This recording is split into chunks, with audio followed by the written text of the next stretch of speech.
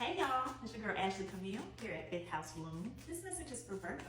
Virgo placements for the week of March 18th through March 24th. This is general guidance, so take what resonates and leave the rest behind. We'll see. At this time, I'd like to welcome forth the power and the presence of the elevated guides who can assist me in delivering the message for Virgo placements. May you open up our ears so that we hear the truth of liberation. May you open up our minds so that we may bloom. May you open up our hearts so that we may embrace our divinity. I ask for support in delivering this message with clarity, empathy, and ease. Give thanks. Okay. Gentle Gardener. Moonlight. Coming to life at the bottom of the deck. The cards come out like that. I just...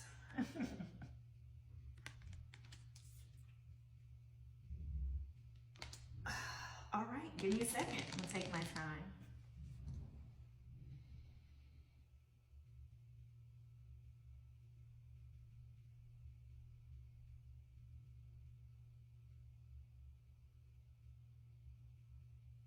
So, with Moonlight here, this feels like more of, I know we have a new moon, I'm sorry, we have a lunar eclipse coming up on the 25th, which is the full moon, but this actually feels like it is more pertaining to the cycles,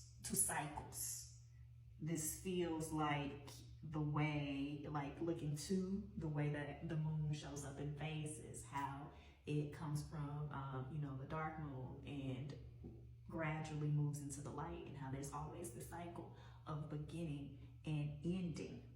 And it feels like something is coming to an end.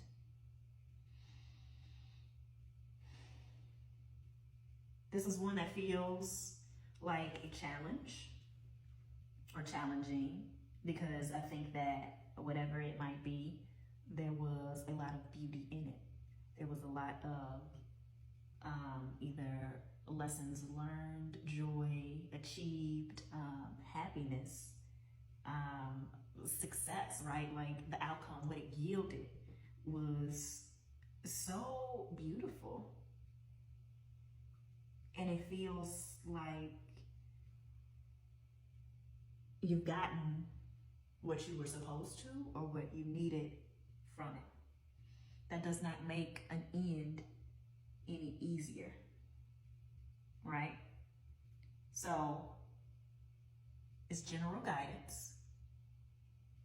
That could be a complete stop, a complete end, a complete separation or removal of this thing. Or it could be putting to rest an old habit so that you can start operating in a new way.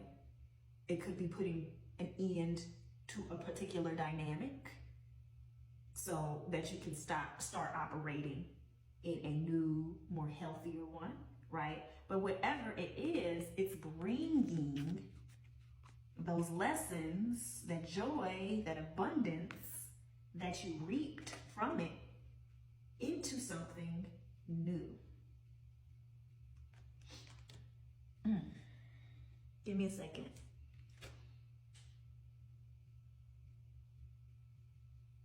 Okay. And so this is the being easy on yourself during this time. This is a time of care, of rest, of nourishment for yourself, because for some of you, you're clear that like this has to happen. You're clear that this ending is necessary, but again, it doesn't make it any easier, and that doesn't mean that you can just act like it didn't happen and it's not happening. You are a person with feelings. You can be sad, you can be angry, you can be upset. So hold yourself with gentleness through that, and do not talk yourself out of this ending because of old times. It's time for something new to come to life.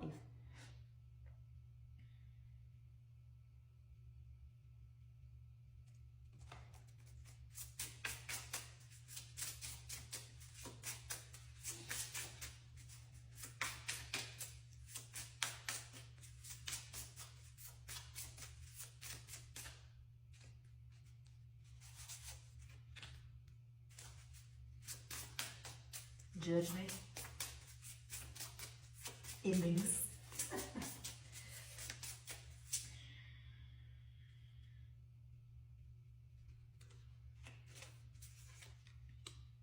The liminal space. That's the hangman or the hanged one in traditional tarot, in Six of Air.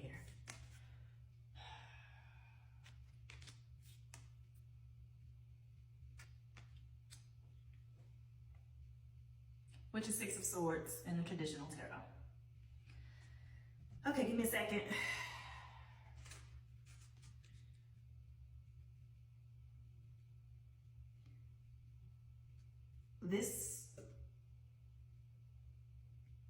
Okay, give me a second.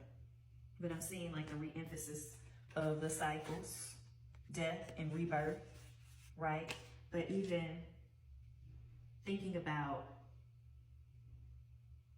Judgment Day and, you know, being at the end, essentially kind of being judged or in review of all of the things that you did in the past determines where you go. In this case, hell or heaven. That's not specifically what it is, right? But it is kind of, you do have to actively work, because again, whatever this was that's coming to an end reaped so many rewards, was so good, that it is hard not to take all that in account. But the reality of it is that in this new phase, and what is supposed to happen next, you take the lessons with you. You cannot take the actual thing. You cannot take the actual person, place, and thing moving into it, because the patterns and the dynamics or the aspects is no longer working. You grew through this. You expanded through this.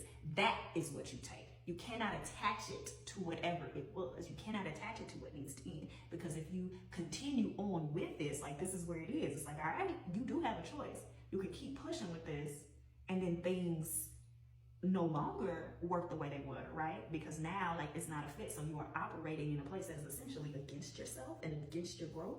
Or you take what you've gotten from it as you move on into the new. And it's not really an in-between, right? And so where your work is that gentleness, is that healing, is that moving forward, even in the difficulty, in the hurt of it, in the missing of it, in the sadness of it, and to make sure that you stay clear on the difference between what you gained from this thing that's coming to the end and not make it about that thing. You have to be very intentional about not creating that illusion for yourself.